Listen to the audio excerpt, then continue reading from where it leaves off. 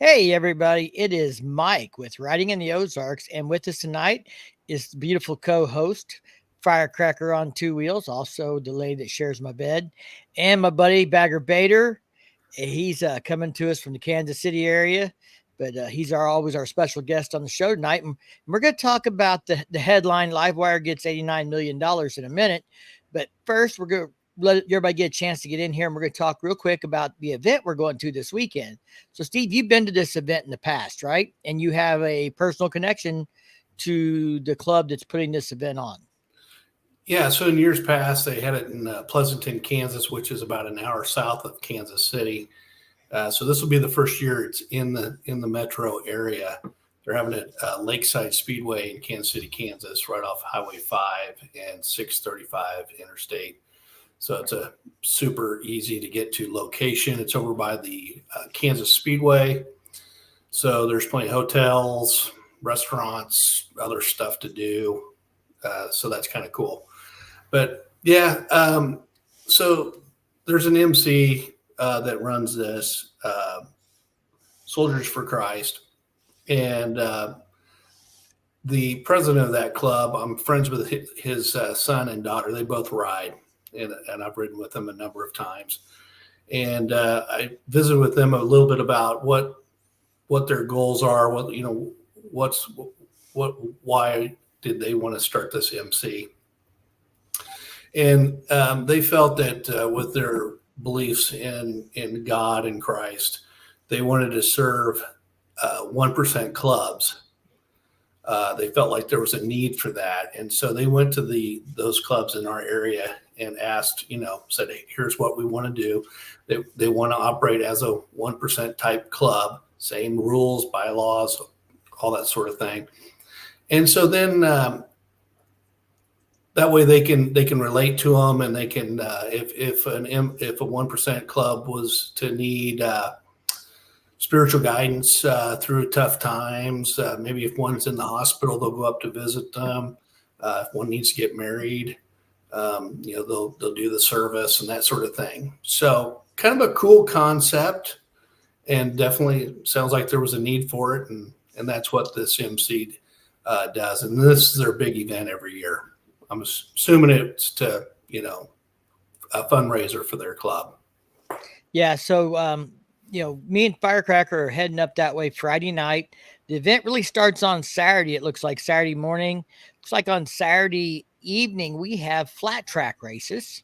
They've got the wall of death and vendors and things like that going on during the day. But Saturday evening is going to be a main event kind of thing that's flat track racing. Then on Sunday morning, there's a few things. And then I think at noon, the Kansas A-Bait maybe sponsors dirt drags there and stuff. So it looks like going to be some different aspects of motorcycle racing and sporting events there going on. So that looks like a good time. We'll definitely enjoy that and stuff. So we just kind of want to give them a shout out. We always try and make people aware of some of the great events that are going on here in the Ozarks. This will be the first time me and Firecracker have attended this event, although she has attended a flat track race before. So I'm probably going to have to bring some super glue or a seatbelt to keep her in her seat. Firecracker, tell them about the one time I took you to a flat track race real quick. Springfield Mile. What do you want me to say? I couldn't. Oh, you couldn't sit down? I did my sit. Yeah. You were a little disappointed that we didn't have more Harley riders versus Indian riders in the heats, but it was definitely a good time. Springfield Mile is a 1 mile track there in Springfield, Illinois. And they call it the fastest mile in motorcycling. It's a dirt track race, fastest mile in dirt. So anyway, we're going to have a good time, go see that event and stuff. But let's kind of, now that we've got a few people in here, we've got 13 people in the chat, we'll talk about kind of the thumbnail I put out tonight. And I'm going to read this article to you guys. I've got it up on this other screen here. And you guys know that I'm not a big fan of the Livewire electric motorcycle from Harley Davidson. I don't think that's a shock to anybody that watches the channel. But I'm going to try and be fair in my opinion on this. So this article came out the other day. I've seen several articles related to this, and says Senator Casey sent a letter of support to the Department of Energy advocating for funding. Funding comes from the Domestic Manufacturing Conversion Grant, made possible by the Inflation Reduction Act. And so it's titled Washington, D.C. U.S. Senator Bob Casey, Democrat, PA, secured $89 million in competitive grant funding from the U.S. Department of Energy to support Harley Davidson's zero emission motorcycle production in York County, Pennsylvania. The funding comes from blah, blah, blah, blah, blah, blah. That stuff I already told you. It says, in a world where demand for electric vehicles is only growing stronger, we have an obligation to ensure that American manufacturers can compete on the international stage, said Senator Casey. Harley Davidson is one of America's iconic manufacturers, and this funding from the Inflation Reduction Act will ensure it will be able to continue leading the global market in the years and decades to come. I will always fight for investments that support a strong, clean economy and continue South Central Pennsylvania's legacy as a manufacturing powerhouse. Now, before we get into any more of that, Steve, I know you are involved in business professionally and stuff. And so, what do you think about that? The government's taking $89 million that is provisions, are coming from something else called the Inflation Reduction Act. What the hell does giving money to electric motorcycles have to do with reducing inflation? Well, let's be clear. Those are tax dollars, okay, which translates to our dollars out of our pockets. So and an act that's supposed to reduce inflation is somehow providing funds to provide zero emissions motorcycles. I don't see what one has to do with the other. Sounds like to me they're getting desperate. And without trying to get too political, the current administration, this is their baby. They consider this clean living. They're the new Green Deal and all this stuff, and they want to make everything, better in the atmosphere and whatnot and so forth. So it's been failing. This tells me it's failing. So now they're throwing money at it to try to create more interest. So in my opinion, it's just a waste of taxpayer dollars, which should shock no one. Well, yeah, I mean, I get that this is about keeping jobs in Pennsylvania. That's what this is about. If you remember here, we talked recently, I talked about in a video, Harley Davidson cutting positions. They heard anywhere 10 to 15% globally. Okay, I had people comment on that video. Some people have commented outside of Milwaukee that, there's some job cuts happened and some more happening. And that part of what Harley Davidson has announced they were doing was moving Livewire from California to Milwaukee to have more synergy and reduce cost and overhead, and everything related to Livewire that's in California is coming to Milwaukee. So, I mean, I guess I get a senator trying to keep jobs in Pennsylvania, provide funding to a manufacturer that has jobs in Pennsylvania and stuff like that. We had something similar when the United States government was going to shut down a geological survey center here in my hometown. And there was only like 3 spots that work was done at in the United States. And this is one of them. And they were looking at shutting one of the 3 down. So, of course, senators were all trying to vie with the USGS to keep those jobs in this location open. And it eventually did. And it just downsized a little and stuff. So, I mean, I get that, trying to keep jobs local and stuff, but I don't understand, how we divert funds and spend money on zero emission motorcycles for a reduction act that has to do with inflation. I don't see where this is reducing inflation in any way, shape, or form, unless they want to, subsidize the purchases that make it where you don't have to finance as much and you don't have as much, interest to pay or things like that. But I mean, I think that's a bullshit that it comes out of something called the Inflation Reduction Act. I mean, that to me is just ridiculous. That's where the money's coming from. I don't have a problem that, they're trying to support Harley Davidson and keep the plant open in York. There was a statement in this article that talked about back in 2009 how he was an advocate, to keep Harley Davidson, to keep the York manufacturing facility open after hearing concerns that it might face restructuring.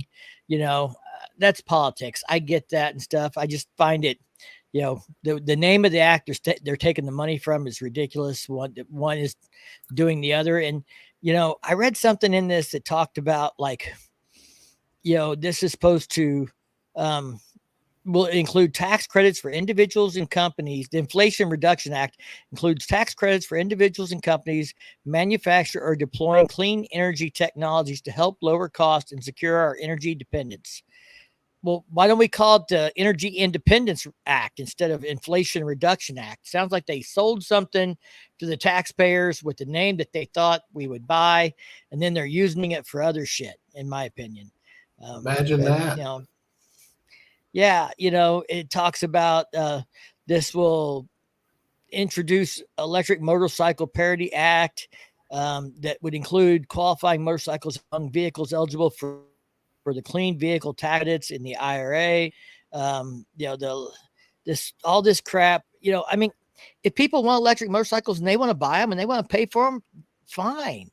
I got no problem with capitalism. If people can pay for it and the company can pay for it. I've had people say that Livewire is a tax write-off for Harley Davidson, and maybe it is. But if they can afford it and it reduces their tax burden and it makes financial sense for them, then that's a decision I can't say or see. But this is $89 million of my money, your money, and everybody out here on the internet's money. And I don't even so much mind that it's going to Harley Davidson. The fact is it's going for something that loses money consistently, and there is no apparent demand for it outside of Congress and a very small minority of consumers. Yeah, it smells of desperation.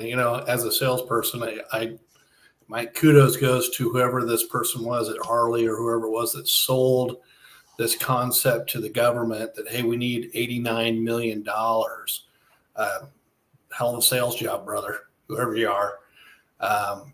But I'm not happy about this because it's a program that's failing. If there was some legs for it to stand on, okay, maybe I'd be a little bit more sympathetic. But until this thing starts running, throwing those kind of dollars at it, it's just another government wasted program, in my opinion. Firecracker, I want to know, how do you feel about $89 million, which is part of your money, the money we paid in on taxes this year, going to subsidize or promote zero emissions electric motorcycles, even though they're Harley Davidsons? Honest opinion. Does it bother you? Do you care? That's an awful lot of money, but I don't know what else to say. I don't care for electric motorcycles, so. Which is just what we said. There's no demand. The demand's not there. Why are we throwing money at something there's no demand on? So to give you a perspective, does anybody want to take a wild guess at how much money Livewire lost in 2023, according to the year-end financial results? $89 million. All right. That's one guess. Firecracker, what's your guess?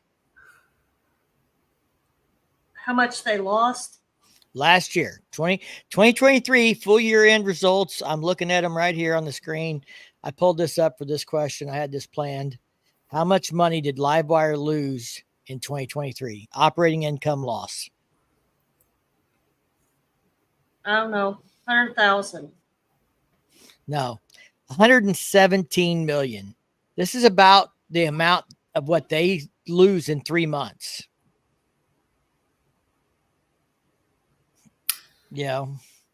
So basically what we've just said is we bought them 9 months of black before they go back to the losing. Yeah. We're putting a Band-Aid on a wound that's never going to heal. Well, and I mean, it's not even a big Band-Aid, to be honest. 9 months when you're talking production isn't not going to turn the tide. Electric vehicles aren't going to turn around in 9 months and suddenly start making money. All we've done is reduce the burden of loss, not change the outcome, in my opinion, based on the historical stuff I've seen for Livewire and how much money, they've lost consistently. The fact that projected sales is nowhere near what they projected it would be 3 or 4 years ago when they spun Livewire off. We've not even come close to what they said it was going to do. Yeah. Once again, kudos to whoever the guy was that was able to sell this. Hey, there's Witchcraft Cycle Works in the chat, and we've got Patrick from here from Europe tonight. We got XAN in the chat over here, Two Wheeling Tom. We're talking about your favorite subject, Bill and Ray, electric motorcycles. I know how you guys, care about the environment and think we should all ride bicycles and not spend gas, right? I'm sure they want to get a hold of one of those live wires and make a chopper out of it. That would be interesting to see what Bill could do with the live wire. It'd look a hell of a lot better than what they got so far. Well, I don't know that it would appeal to the chopper crowd, though, when, there's no kickstart, there's no carburetor to tune or anything else. This thing's got suspension. What the hell? So, yeah, I mean, now here's another kind of on this whole electric and zero emission stuff article I came across the other day that I thought was kind of interesting. So for anybody out in the Utah area, if you live in that area and you see this video, you should pay attention because you got a group of Utah Physicians for a Healthy Environment suing the Harley Davidson dealers in the Utah area for, I guess putting out motorcycles without catalytic converters and loud exhaust and no catalytic converters kind of crap. Of course, they're going to have to try and prove that the dealers actually did that, but the motorcycle exhaust contributes to and prolongs the poor air quality in Utah that has been linked to serious diseases from a range of short-term increased rates of heart attacks, strokes, and death to long-term neurodegenerative diseases like Alzheimer's. So I want you guys to tell me who in here believes that motorcycle exhaust is more detrimental to your health than fast food. I'm laughing my ass off because are you shitting me? I mean, how many motorcycles are in Utah? And this is the big scare. This is what's going to take us down. Well, getting rid of the motorcycles is going to fix this. This is claims that dealerships that sell motorcycles without catalytic converters in the Wasatch Front area of the state are polluting the air. And the nonprofit cannot continue with this claim that motorcycles are, because they had to do this because they could not continue with their claim that motorcycles are so loud they violate federal law. So they couldn't win on noise pollution. So now we're going for air pollution quality. So I think, if you are in the Utah area, you should find out if your physician is a member of the Utah Physicians for a Healthy Environment. And if so, think about spending your money elsewhere if you're a motorcyclist. Wow. That's firecracker. Too happy world right now, aren't we? I mean, you work in the healthcare industry. Do you think that we see a lot of people come in who are sick because they've been around too many motorcycle exhaust fumes? Do you think that's the biggest threat to public safety and public health? No, they probably should look more into motor vehicle. Hey, there's a thought. What's the ratio between the number of cars in Utah and motorcycles? It's, that's the whole problem with all the EPA stuff. They went after diesels. They went after motorcycles. They go after the fringe because if they go after mainstream people, they can go after these fringe segments and think they have a better chance of, getting something done because they're not they're not stirring the big hornet. They're just swatting a few bees here and there. Yeah. And then Harley will probably have to, settle out of court. They'll get a couple million out of the deal.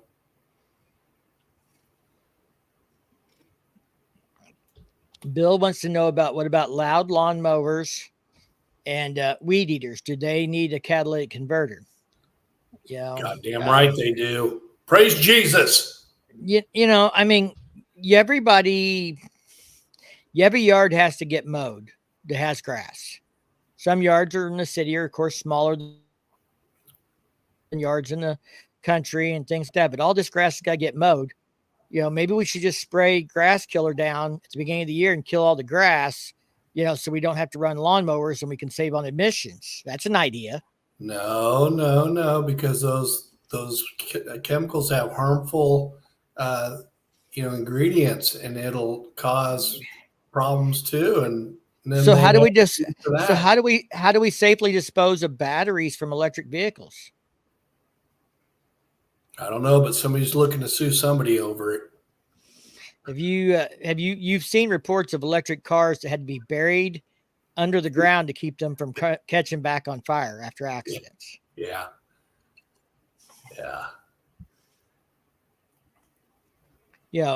It's more silliness. And like I said, I mean, if motorcyclists want electric motorcycles, I don't care. Let them buy them. I'm not saying they shouldn't exist. I'm saying I don't like the fact that we're throwing tons of money into something that's not a popular product. And now, and on top of that, I mean, Harley Davidson's a private corporation. If I was a stockholder, I wouldn't be thrilled with it, but they're a publicly traded corporation, but it's not the same when the government starts giving them taxpayers' dollars, my money, your money. If you want to reduce inflation, quit taxing me so I have more money to pay off debt and get out of debt for interest and everything else. Instead of taking my tax dollars that I've been forced to pay and giving it to a program that, personally I feel is financially not able to support itself. It's another form of welfare. We're providing welfare to electric motorcycles. Yeah, I was telling somebody the other day, I said, just think how great our country would be if there was true checks and balances on our tax dollars. Oh, yeah. I mean, I would love to see that United States of America, but we're never, most likely we're never going to see it. Bill's right. I do have a problem that's never going to work. We cannot interject logic into lawsuits. It has no place or bearing in those situations. Yeah. Desperate people do desperate things. That's usually when a lawsuit starts. Let's see. Two Will and Tom. Oh, come on. You like giving your money to foreign wars so they can buy new houses and cars in other countries. Billions. Tom, I'm kind of the opinion that if we have a war with your country, the last thing we should do is spend any money to rebuild it. In fact, I kind of feel like if we have to go in and kick your ass, whatever you have is ours. I'm more of the Roman Empire kind of thinking. Okay, Napoleon, go get him, brother. If I got to turn your country into a giant litter box for kitties to shit in, then whatever oil's left is mine. Just how I personally feel about it. And it's probably not going to be a very popular, attitude with some people, but I've never broke somebody's nose and then out of the goodness of my heart offered to pay for their doctor's bill. Yeah. Yeah. So common sense goes a long way. That's the thing that frustrates me is we've allowed two parties to fight each other all day long, and then you lose common sense. And so, Firecracker, do you got any comments? You've been awful quiet on this topic. You don't care? Yeah. You just want to ride your motorcycle in peace? Yeah. Yep. Don't tread on me. Quit wasting money. Yeah. Quit taxing the poor. I'm not even going to put Bill's comment on the screen. I don't want anybody seeing that. Come on, man. I decline. It must be good. I decline. So another interesting article I come across, and I think this will be interesting to see. We'll know soon. We got about a little over a week till Harley Davidson's financial results come out for second quarter. This article says Harley Davidson's retail sales in June were likely down in the mid to high single-digit percentage range as demand for motorcycles takes a hit from the heat waves and falling prices for used bikes. Davidson analysts say in a research note after checking in with Harley dealers. Those dealers say heat waves across the country are making riding less desirable, and the large year-over-year decline in used chopper pricing have stalled the trade-up activity, according to the note. Elevated interest rates also have an impact as in the fact that the most affluent or more affluent Harley fans bought the current model year bikes earlier in the selling season this year, according to dealers. So, in other words, we had a strong first quarter. Right. Everybody who wanted one of these new models I've been talking about was coming, and they came out with it, and everybody jumped right out there that was going to get one and bought one in the first quarter. And not everybody. Well, not me, but that's because I'm a poor white man. Not everybody. True. Well, and I've been trying to use that white privilege to get me a new motorcycle, but it ain't panned out. Not working, huh? Damn it. Well, I don't feel that the heat wave has had anything to do with it. Because if you really enjoy riding, then you're going to get out there and ride. You may not go for as long of a ride, but I feel that maybe the used market might have affected it because people think, well, shoot, I can get this one at this cost or spend, way more to get a brand new one. This one looks just as nice. We had a barbecue. We had a barbecue this weekend, so we had a whole bunch of people in and out the house, and we have gotten flies trapped in the house now we can't get rid of. I tried to get Firecracker to bring the bud zapper inside and leave it to get rid of them, but that hasn't happened yet. But I'm trying to keep him out of my microphone, out of my drink. But yeah, I mean, Steve, do you think the heat's been enough that it's kept anybody from riding in your group? I don't feel that the heat's been as bad as it was last year. Last year we had 100 degrees and stuff. Yeah. I don't feel that it's the heat. I feel that it's maybe the used bike market dropping, but also everybody, all your stuff is going up. Your insurance going up. Your food bill's going up. This is going up. That's going up.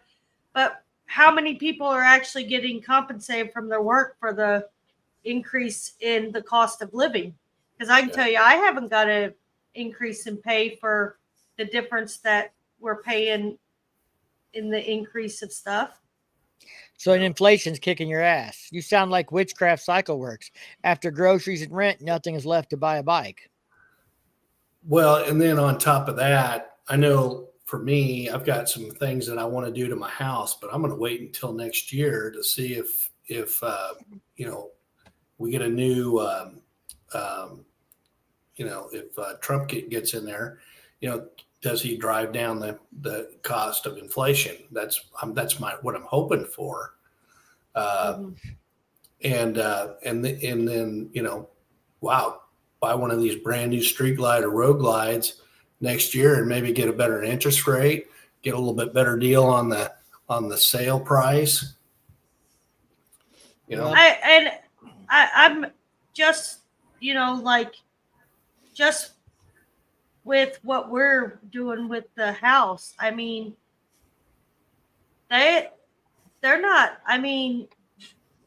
they're not looking to loan money as easily as they were in the past. No,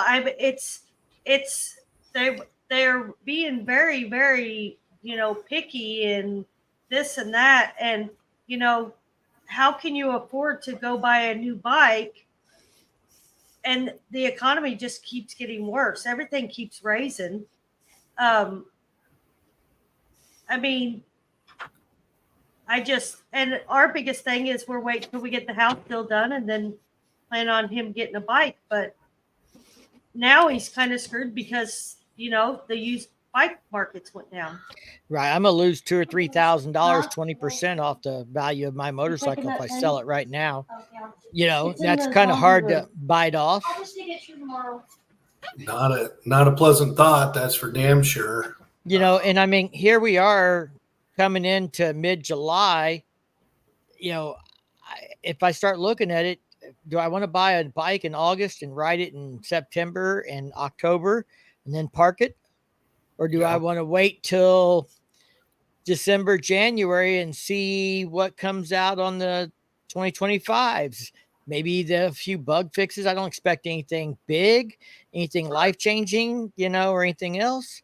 But interest rates might drop. It might be better to buy something in December or January, buy a 2024 left on the floor when 2025s come out. It'd be kind of fun to do is, tomorrow you go down to your local bank, wherever you like to get your loans from, see what the going interest rate is, go to your Harley dealership, find out what they're willing to wheel and deal the bike of your choice would cost. And then let's say you can't pull the trigger till next year. What are those same numbers? Were you able to get a better interest rate? Were you able to, knock another $1,000 off the price? What was your bike worth today on the used market versus what it would be worth next year on the used market? There's different variables to be fun to see the numbers. Yeah. I mean, I when I was talking about bike stuff, anytime I get into this financial stuff, I have some people I respect who have said the same statement. They're like, if you can't afford to pay cash, you shouldn't buy one. Or I've always paid cash for Harley Davidson because I don't want to pay interest and everything else. And I think that can make sense for some people, but I don't think it makes sense for everybody. If you're not interested in investing or hustling with your money, then probably saving and buying it without interest is great. But I mean, the fact is, if you got, 2016, I had bought a motorcycle for $21,000 out the door. I paid less than 4% interest on that motorcycle loan. Okay. That was my deal. Now, what if some people would say, well, you should have paid cash for it, save that 4%. What if I could have paid 4% on that and I could have invested that money and made 10% and I would have had a profit of 6% rather than a loss? Right. I mean, there's different ways of looking at. If you're not willing to invest your money or gamble your money in whether it's stock market or if it's, buying and selling used vehicles and fixing them or whatever your side hustle is, then maybe that makes sense to just save your money and pay cash for something and not pay interest. But there are plenty of business opportunities that can pay more dividends than what the interest rate is at some times. Now, interest rate being up and around, 10 and 12% for some people and even higher, might make things different now than it was in 2016. But I remember, 2014, I bought a car with 0% interest, 0%. And then I had a insurance company got into financing and they wanted to refinance my car. And I'm like, well, how much are you going to pay me a month? And they're like, what do you mean? I'm like, well, the only way you're going to make me a better deal is if you're paying me. So how much are you willing to pay me a month to have my loan through you? And they're like, you have my own stock. I'm like, well, then leave me alone. Quit trying to convince me to refinance because I've got 0%. And they're like, oh, but those things existed now. You don't see much of that right now. Hey, if that was a government program, they'd probably do it. That's just how fucking stupid they are. Well, it's just like the fact of, people can go out there and file bankruptcy and not even a year later have an easier time getting a loan than people that actually pay their bills and keep up with their stuff and all that, it seems like. But, and Bill brings up a point here, what price do you put on happiness or peace of mind? my happiness and peace of mind is right here with you guys. You know, there are people who spend hundreds of dollars a month on a psychiatrist or a therapist or whatever it is. That's what they have to have, that, process to, get things off their mind, to help them cope with whatever it is. For me, it's a motorcycle ride, because when I ride a motorcycle, I don't think about nothing else. Everything else gets washed away, because I got to focus on what I'm doing right then and there, or I'm dead. My head's on a swivel. I'm watching for everybody to pull out in front of me or to change lanes and no blinker, cut me off, whatever else. I'm focused on that, and everything else drains away. And, the interest payment on that motorcycle at 5% was probably less than what, a lot of people spend on therapy or a psychiatrist or whatever else. So, there is a value to happiness as well. Now, maybe not everybody's in that situation. Maybe some people are just as happy not riding a motorcycle as riding a motorcycle. And if that's the case, then I would tell those people to not ride a motorcycle. If it doesn't improve your life and make you happy and with value in those intangible ways, then you probably shouldn't be doing it, because it's dangerous. That's the facts. It is. Yeah, and then one of the other variables is, let's say that you want to save money to pay cash for a bike. I mean, you still kind of made a payment, right? Because you've got to have the discipline to take those dollars and save it. Yeah, so, and you saved it. Maybe you drew a little interest on it while you were saving it, and then you spent it rather than paying interest. But in hindsight's 2020, it's easy to go back and say, well, if I had spent that $5,000 on this stock, it would have doubled. It would have done this. I'd have made this much. Blah blah blah. And not everybody's going to do that. Yeah, but and let's say you saved for 5 years. Well, that if you would have just got a loan on the bike, you could have rode for those 5 years. So different ways to look at it. Yep. So Sparky had a question here. Is HD pushing or hoping for internet sales over in dealership shopping? I don't think so. We talked about this recently. Remember, Steve, we talked about all the push for dealership events across the country on the same time.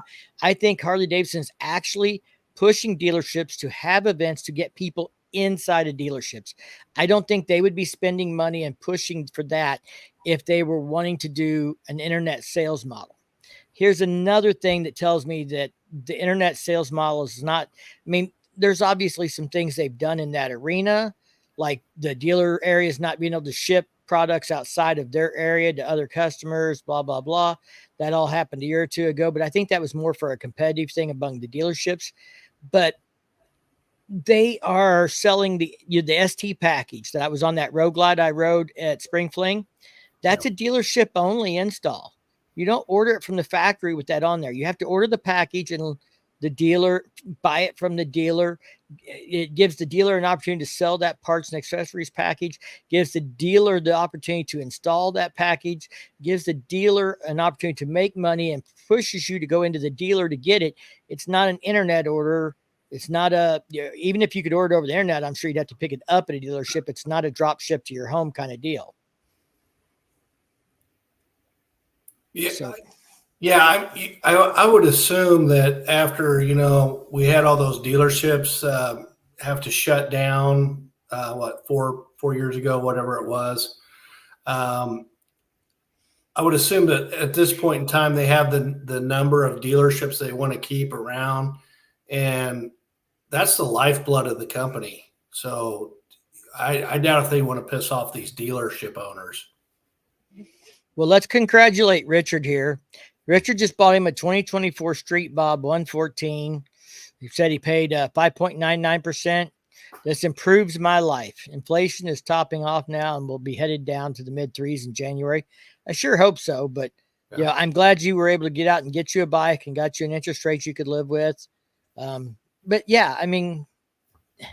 there's all kinds of ways to slice and dice things and look at things, and not what is best for you or best for me is necessarily what's best for everyone else. I can tell you what I would do what it means to me, where I perceive the value in something, but that's for me. I had somebody comment about something or another, and they said they referred to a motorcycle as a toy. And I said, we're not the same. And they kind of got butthurt over it. And I said, I would never refer to a motorcycle as a toy. I don't see it as a toy. I mean, I'm going to, unless something financially were to change, I'm always going to have an older used motorcycle as a spare in the garage, that if I'm between bikes or something else, if I decide to sell one, trade one, whatever, I still got something to ride. I rode that Dyna over 1,000 miles. I put 700-800 miles on it in 2 or 3 days here, back middle of June, so it's older.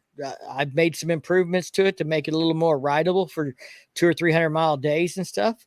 But I'm going to have something. I mean, I don't see me not having a motorcycle in my life as long as I'm physically able to ride from this point forward.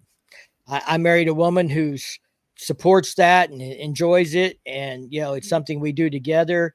I don't see any reason anybody would, talk me out of it or change my mind. So, Mike, with that said, instead of calling it a toy, would you say you would call it a lifestyle? Because I think that's how I look at it. Definitely. I saw a reel the other day, and they talked about that 30 somethings look for something to become a hobby. They buy a motorcycle and they find out it becomes their personality rather than a hobby. And I don't think that that's necessarily wrong. Mm-hmm. Maybe not everybody, but for some. Sparky says motor clothes is the bloodline of HD. Well, I mean, it's a revenue stream, there's no doubt about that. I wouldn't argue that, but it's definitely not the big percentage of HDMC. I could go back and find like some of the mixed stuff on that and stuff in the finances, but I've looked at it in the past, and while I won't say it's not significant, it's not anything compared to the revenue that's brought in by the motorcycle sales itself. You got to sell a lot of t-shirts to make up for the sale of a $20,000 motorcycle or a $15,000 motorcycle. And I talked to a dealership recently that said that they've got a lot of interest in used motorcycles. They're dealing in a lot of used motorcycles right now. It's the $10,000 buyer, he said, was actually harder to get approved than the $15,000 buyer. The $10,000 buyer generally was shopping for a $10,000 motorcycle because it's all they could afford. And so he's having a harder time getting those people approved now than the guy that's coming in that can spend 15 to 20,000. Generally, they are in a better financial situation. They know it. They know they can spend that, and they're able to get approved, where people who were borderline just trying to find a bike at the low end are having a harder time getting approved.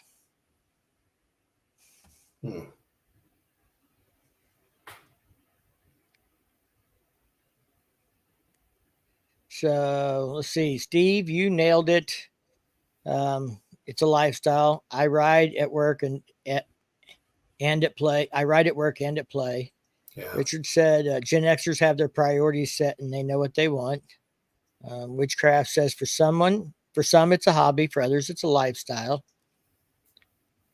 I think the HD clothing line is no different than Nike clothing line, since they're mostly a shoe company. I'm sure you're not making a crack at Puma either. HD is a motorcycle company making money every way they can. Well, I mean, sure. And that they should. I mean, that is the job of a corporation. A lot of people don't think about that, but that is the job of the corporation, is to make money. Some of them make them selling Legos. Some of them make them selling motorcycles. Some of them make it selling food products. There's lots of different products for lots of different audiences.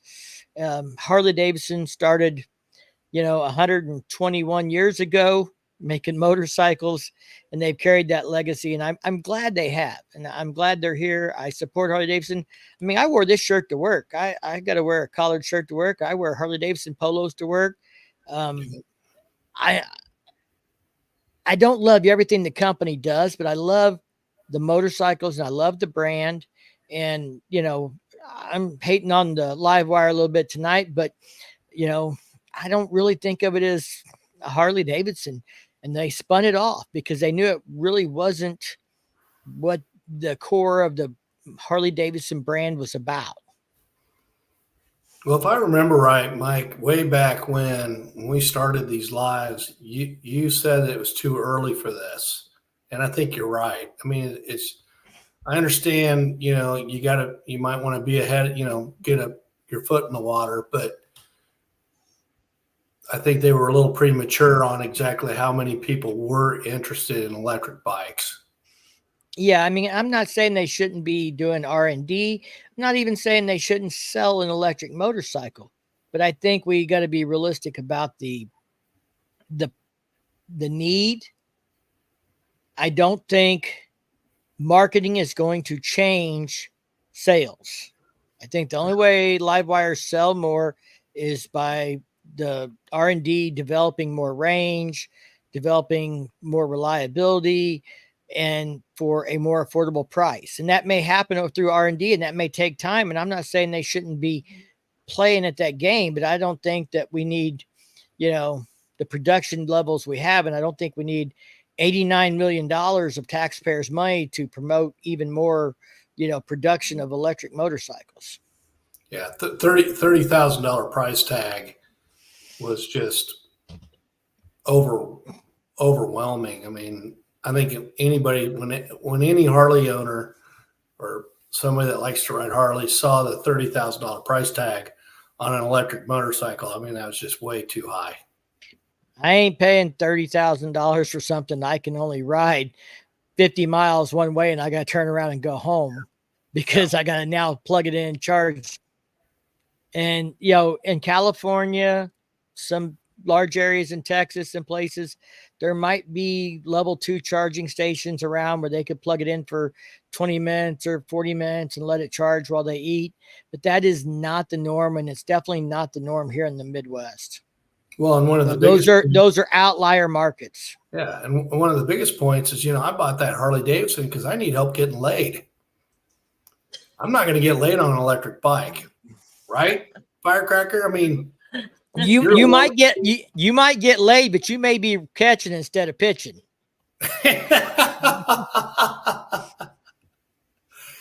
Good point, which is again why I'm not buying one.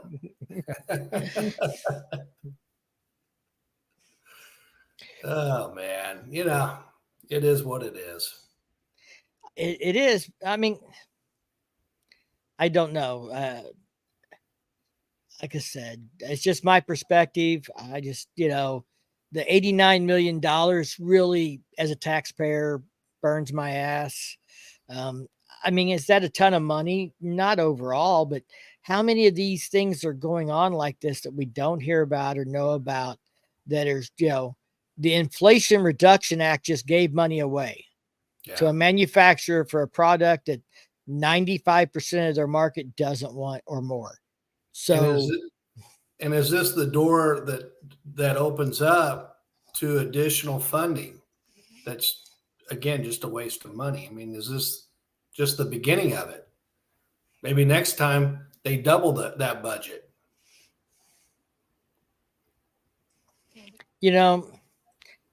We were talking about mileage when we rode here recently, me and Firecracker filling up same time.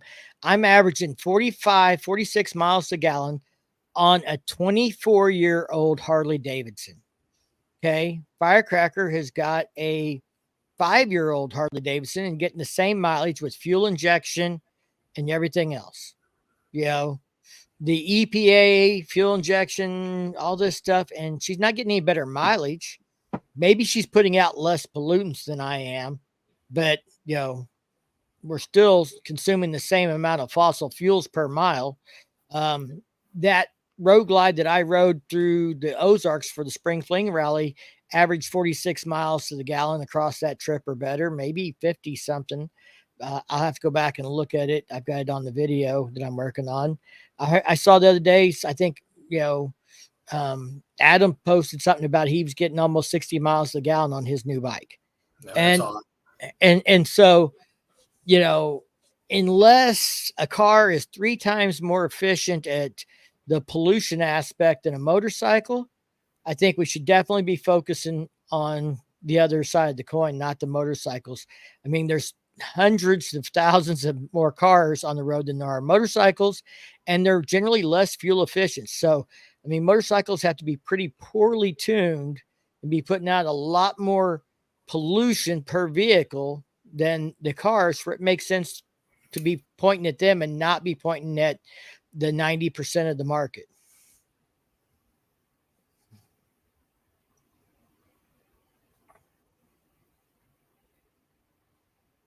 So the dealer in Nashville is having events every weekend. I've been working with Renegade this year. They've got stuff going on every weekend. This weekend, they've got an exhaust shootout contest, loudest exhaust. Yeah, I'm seeing a lot of stuff going on like that. I've been getting between 55 and 60 on my HD, and that's going an average of 60 to 70 mile an hour. Good numbers. We'll be interested to see what happens to Firecracker's numbers when she gets hers dyno tuned. That's coming soon. Ooh. Exhaust is ordered. Exhaust is ordered. Once the exhaust comes in, it's time to go slap on the intake, the exhaust, and go get the tune done. Are we going to share what exhaust we went with? He's talking to you, not me. We went with Tab Performance. Ooh, nothing but the best. Tell him what kind of get some of those BAM sticks on you? No, they don't make BAM sticks for the Sport Glide. Ah. But it is Tab Performance exhaust. You're going to tell him what kind of baffles you got? The Zombie? Is that what you're talking about? Yeah, the Zombie. Yep. So the 2 into 1 or? Yeah, it's a 2-into-1 factory head pipe. Okay. And as I understand it, the catalytic converter's in the muffler. So when we change mufflers, we should get more airflow. And we put air on a high flow aftermarket air intake, we should get more airflow. Yes. So we definitely need a tune. Firecracker, did you see that comment from Two Wheel and Tom? Thank you. It's one thing about everybody kind of knows. We had somebody the other day because I've been riding the purple Dyna that was hers. So we just parked 2 purple bikes next to each other, and everybody pretty much knows it's us. I know. I saw that. I was kind of chuckled. Now, are those the bikes that you're bringing up to Kansas City this weekend, or are you bringing the Street Glide? I think I'm bringing the Street Glide to Kansas City this weekend. I have not rode it since Steel Horse Rally. You might not know how to ride it anymore. You should probably ride the purple Dyna so people know we're together. Is that what you think? The Witch gets about 1,000 miles per quart of oil. Well, that's because it's a shovel head. But it is the Wicked Witch. And he was told before he bought it to cut her heart out and bury it 6 feet deep. So he's got nobody to blame but himself. He's a glutton for punishment. So, Steve, I guess we'll see you this weekend again in person. Yeah. Looking forward to it. What are you going to ride this weekend? You going to bring out GG or the Glide? Well, I think Sunday there's maybe a bike show. So, although both bikes I'm proud of, I might bring GG out and see it. I might throw it in the contest if it is one, and see what she can do. I thought there was a bike show both days. Could be. So you could bring one day and one the other day. I could. I don't know, which one do you guys think would win? Have the best chance? I don't know that you've got both. Both of them are really nice. I would say if I was going to show, I would probably show Gigi. That would be the one if I was serious about showing. I think so. Even though the Road Glide's got a brand new paint job, I still think Gigi's kind of the showstopper of the two. She's all show. She's built for show. Yeah. She's not built for anything particularly other than that. Certainly not for speed, because you blew my doors off. I blew your doors off with your own motorcycle. Yeah. Hey, I knew that was coming. Chase is in the house. He says, howdy. Chase. My goddamn fly. We'll be down there to visit you in a couple months, Chase. In September, Bikes, Blues, and Barbecue. Yeah, he's going to stay a couple nights at one of the houses we rented. Ah, cool. Zan, of course, is in the house. Always like to see Zan. BBB, BFE, baby. Yes, sir. And Chase is coming to Bike Fest this year.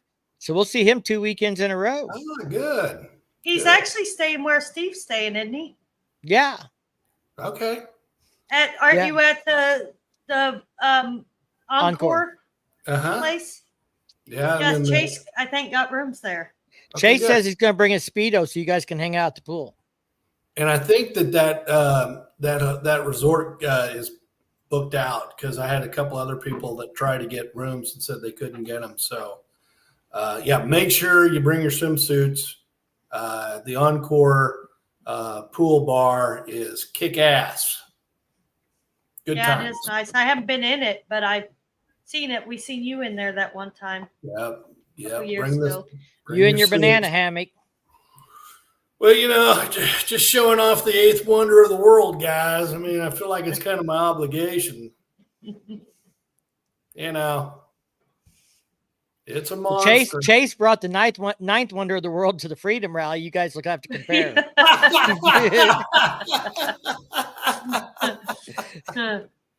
We'll have a wonder of the world contest.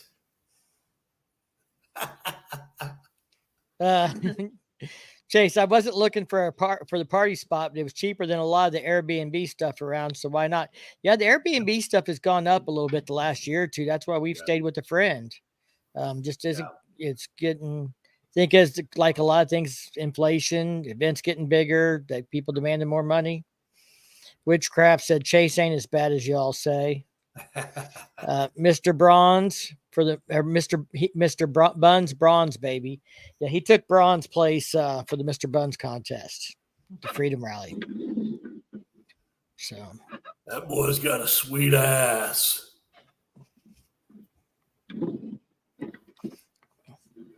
I think I'll pass on that commentary, but I'll take your word for it. I didn't really watch the contest either. I was busy working, but I'm just Firecracker got to see things from not just Chase, but other friends of ours that participated in that event that she just can't unsee. Yeah, that's just something some of them, I didn't want to see that part of them. When we have our next Freedom Rally meeting, Firecracker, remind me to tell them that Chase would have preferred a license plate trophy for that over cash, that they should consider that, and that he will exchange his cash prize for a license plate if they'll order him one. Yeah, because I don't know, a lot of people just get them up there. They're not as willing as Chase is. They want to go for the money. Yeah, well, Chase has got integrity. He's got integrity. He would rather, show his buns for a really cool price than cash money. Well, I think it would be a good idea to do that. I mean, all they'd have to do is try to get sponsors to sponsor the trophy, but still get. Now he wants to say it was really cold, and that's why everyone was feeling so humble. I didn't think it was that cold. Then again, I was had more apparel on than he did. We'll leave it at that. What happens if the Freedom Rally stays the Freedom Rally? Pretty much. All right, Steve, anything big coming up after the rally this weekend? Harley Davidson's homecoming rally is the next weekend. We're not going to make it to that this year. We thought we might go, but that's not in the cards for us. Anybody that's going to homecoming, I hope you have a great time. Travel safe. Then, of course, it's off to Sturgis immediately after that.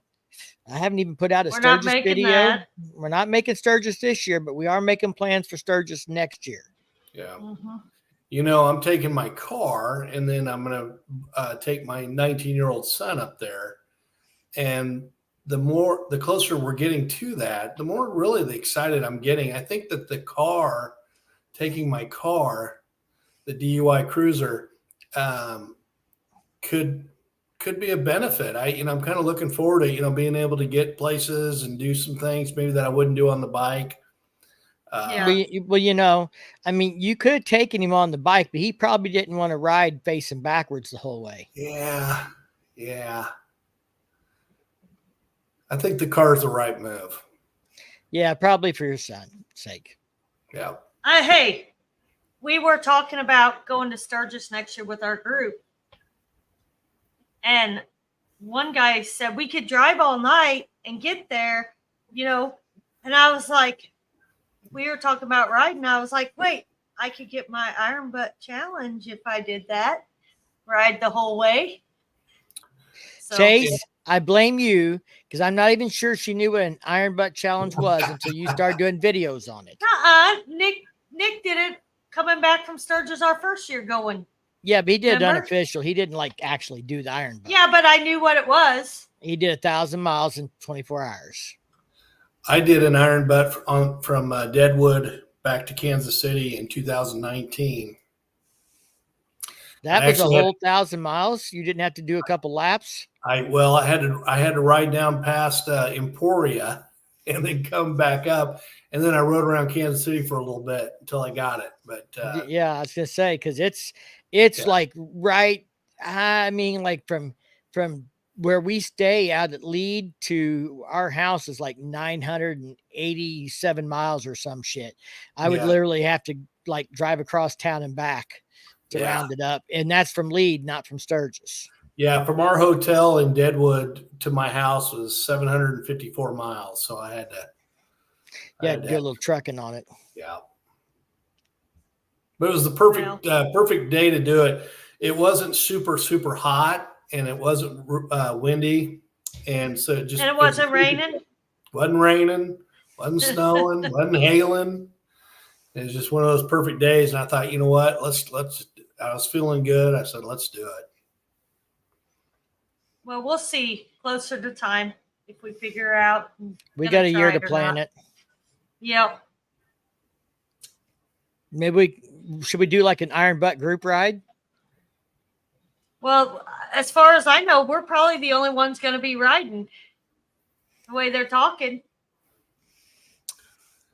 I figured out a pretty cool route. You could go from Kansas City to St. Louis, down to Memphis, over to Fort Smith, and back up to Kansas City, and that's 1,000 miles.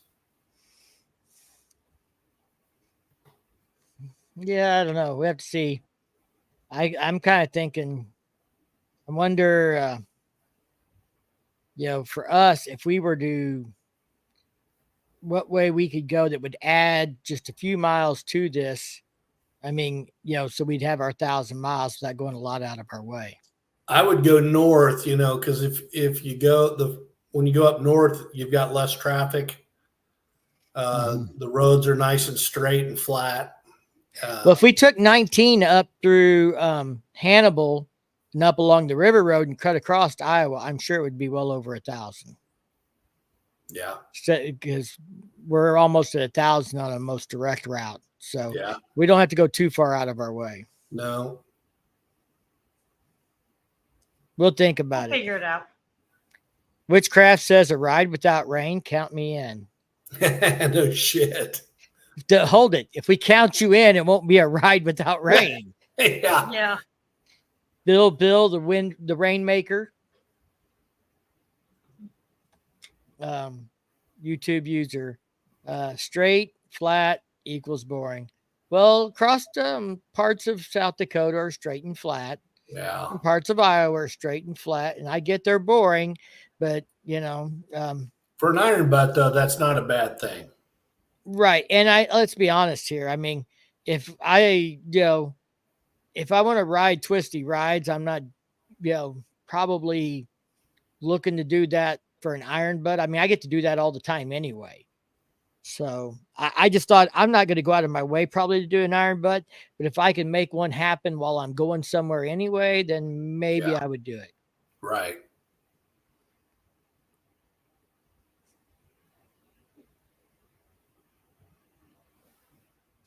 Chase said he got the bugs off with about 4 hours of rain on his last one, but it built some character. Sparky said Hannibal, Missouri, been there a few times, used to drive through to get to St. Louis. Well, we're pretty familiar with St. Louis. They've got flooding in St. Louis tonight for anybody that didn't catch that earlier. I-44 just west of St. Louis was shut down for part of the time today. So Wagonators are in. Wagonators, hey everybody. Yeah, we just been talking about how the federal government is giving away $89 million of your money to help support an electric motorcycle. Yay. Not. Don't everybody cheer at once. Right. I guess it could have been worse knowing our government, and they count our blessings, I guess. But at least it's 2 wheels and not 4 wheels. That's about the most positive thing I can say about it. Yeah. The Livewire was dead. No, I wish, but no. Yeah, I mean, I shouldn't say I wish. I wish the Livewire supported itself and had enough customer base to, I don't mind even that it loses a little money. Everybody can use a little tax write-off or whatever. But when we start subsidizing it with my money, that's where it really starts to get to be a, thorn in my ass. Yeah. I'm not opposed to some R&D, continue to do R&D, figure out a way to make it less expensive, more efficient, and that sort of thing. But yeah, they were too quick to get it started. I don't think they read the market correctly. Somebody said, somebody asked me recently on another topic here that I think Harley Davidson was going to announce another new motorcycle at homecoming this year, like they announced the CVOs last year. I don't think they are. I just, to say it on the record live, I don't think they're going to announce new motorcycles at homecoming this year. I think with sales being down, economy being what it is, it's buckle down time. These new Street Glide and Road Glide have been in the works for years. They couldn't delay that, either way. But, I just don't think that's on the agenda personally. Now, Mike, this is your area that you love, and I do too, to a degree, but this is really what you love. Right now, Harley's got a pretty good grasp of what they should, I think, as far as what they offered to the public. I mean, they've got the basis pretty well covered. I think they did a great job on the 2024 touring models with what they brought and the value they brought them for. I'd love to have seen inverted front forks, but I understand that's got to stay to be a CVO only thing to keep it a little more exclusive. Otherwise, what's the CVO really got besides a bigger motor? And you can go out and buy a bigger motor, but it's got bigger motor, better suspension, track mode, some other things that, some bells and whistles, carbon fiber. So they did some things to keep the CVOs and stuff this year special, and still keep that separation from the other touring bikes. But, I guess the question is it time to bring back the Road King? How many years are we going to let it set on the shelf before we bring it back out? Now think about this. Economy's getting tough. We need a less expensive bike. The trend has been touring bikes. Well, if we brought a Road King back for 21 or 22,000 or something, $5,000 or $6,000 less than these fairing bikes, to have you a more cheap entry level touring bike. Does that make sense?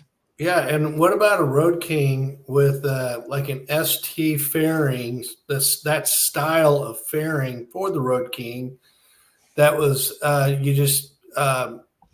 you could snap on and off.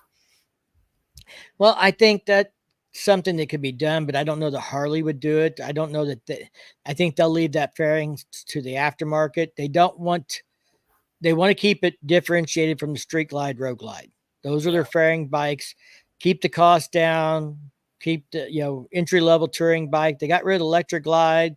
We've got the Road King Special. I like the Road King Special, but I don't know that if times are tough and people are demanding more affordable motorcycles, that would be a way to differentiate for a little while. Offer the Road King instead of the Road King Special. Bring it out with the maybe the 114 now instead of the 107, but not some of the other trim and chromes and special stuff, and try and keep that price down as much as possible. Well, and then when I think about the soft tails, I like what they're doing there too. I think they have just about every style that you'd want. I don't think there's anything missing. We got the chop. Well, some people would like the deluxe. Yeah, some people would like the deluxe back. We've got a heritage that you can customize. Yeah. Or you could do the deluxe was a more dressy version of that. Yeah. But I mean, the fact is, if the money's tight and the economy's tight and you need a cheaper bike, you don't bring the deluxe back. You bring back the Road King. You bring back the more basic models that are more affordable, more economical to produce and sell. Yeah. So it'll be interesting to see. I've got some theories. We'll be probably starting to talk about that stuff after August. It'll be time to ramp up the what do you think's going to happen stuff. Yeah, I know. And I think about the Sportster S. I just don't see any of them out on the road. I'd love to know what those numbers are. So Sparky's got family all over this area. Look at him. He's talking about he's got a sister up in Springfield, but he has a sister in KC Mo and another in KC, Kansas, and nieces and nephews in O'Fallon. Now, are you talking about Springfield, Illinois or Springfield, Missouri, Sparky? I'm guessing Missouri. And, Sparky wants that Road King ST. I agree. I think a Road King ST would be badass. Illinois. I was wrong. Well, he said up, so that's why I was thinking. Richard said, I originally went to buy a Road Glide, but chose the Street Bob. I plan on keeping this one, and after I retire, the Road Glide will be my final gift to myself for retirement. Good for him. Yeah, I mean, the only thing I would say, and I don't know what age is going to retire or what his health is or anything else, but one of the trends I'm seeing is as people get older into retirement, they're moving away from the touring bikes and moving back to like the Lowrider ST that has some bags, something like the Sport Glide that has some bags that they can do light touring on, that's lighter weight, easier to kick up off the kickstand, easier to hold up in a parking lot if it tips a little on you. So Richard's a little older than me. He'll 7 years, he'll turn 65. And of course, it'll depend on your health, but that's one of the things I've thought about after talking to a lot of people and seeing what my dad's health is like at 71, well, 73 now, but what his health was like, even, his knees have been bad for a while now and his back and stuff. And in his 60s, I mean, he started getting away from heavier bikes, Yeah. Something I do want to throw out there, it's off the subject, but now Sparky's talking about paddling the current river, honey, when he was a teenager. Can I finish what I was saying? Can you hear me? Now I can. I was talking and you just interrupted me. I was throwing something out there. I said it's a little off the subject, but if you are traveling through Missouri, especially on I-44, be careful because we've had a lot of the roads buckling and stuff, and like they say, they call it blowing up. So, and they've been having to do a lot of repairs, and up towards Springfield, it's gotten pretty rough with spots. Yeah, I-44 is getting pretty bad, and just in general in different sections, like Leclerc County down around Lebanon, Missouri is really bad. Parts of it going into Springfield was bad. I floated the current. Jerome. Yep. I'm just gonna tell Sparky I floated up and down the current a little bit. I've done some trail ride tubing also along the Jack's Fork.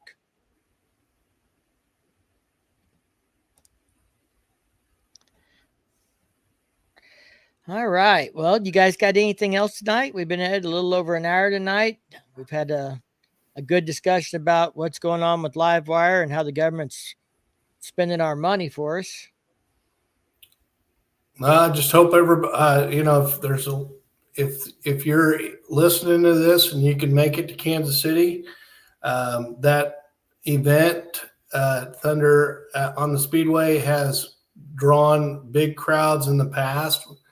And so I think it'll be a great time. And I know I'd love to, if you see me out there, say hi. I think Mike and April feel the same way. Absolutely. Our buddy, our other buddy, Steve, that goes to Arkansas with us, Steve, he's going to be traveling with us up to Kansas City. So you'll get to see him this weekend as well. He just got back Monday. The one with the trike? Yep. I don't know if he'll be riding the trike or his other bike. Okay, good. Be good to see him again. He went to Laconia and was up in that area. He's from that area. So he went up and visited family, went to Laconia Bike Week and stuff like that and stuff. But he's back in the Ozarks for a little while to visit us. Cool. All right. Anything else, Firecracker? Nope. I'm going to make sure I give you a chance to talk. I didn't mean to interrupt you. Sometimes that delay. Yeah. I'm just trying to keep it from having dead air. I know how much everybody likes to just sit here and stare at Steve's pretty face. Yeah. Once again, thus why I have to have a Harley Davidson just so I can get laid. Oh, Richard says he's going to see us all at Bike Fest. Good. Right on.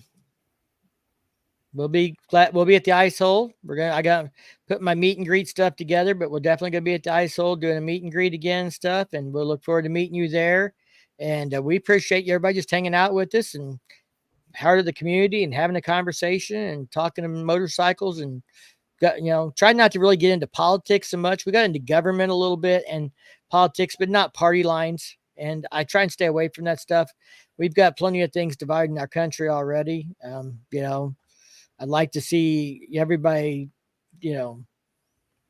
try and respectfully understand each other's views. We ain't all got to agree, but there's just, we could do with a little less hate in the world right now. That's for sure. Yeah, we're going to do a lot more talking and listen to one another because I don't think most of us are that far apart. I think we all want the same type of United States. We just might have different ways of getting there. All right. Well, we'll get off of here, get off our soapbox. We'll see you guys later. Y'all stay safe. Y'all keep on riding, and we'll see you in the next one. Peace.